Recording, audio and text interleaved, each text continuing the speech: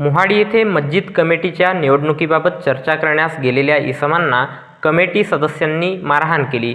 या प्रकरणी आरोपी कमिटी सदस्यांच्या विरोधात मोहाडी पोलिसात गुन्हा दाखल करण्यात आला आहे।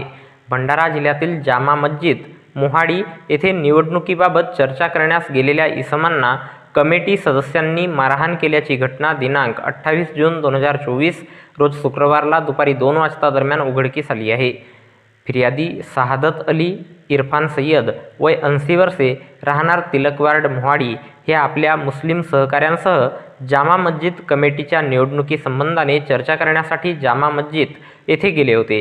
यावेळी मुस्ताक कुरेशी वय 58 वर्षे, नईम कुरेशी वय 55 वर्षे, नासिर शेख वय 50 वर्षे, मासूक मुस्ताक कुरेशी वय 58 वर्षे, जाहिद बेग मिर्जा वय 50 वर्षे, सलीम शेख वय 40 वर्षे सर्व राहणार मोहाडी जामा मस्जिद कमिटीचे सदस्य यांनी तुम्ही कमिटीचे सदस्य नाही असे बोलून शहादत अली आणि त्यांच्या सहकाऱ्यांना मारहाण केली।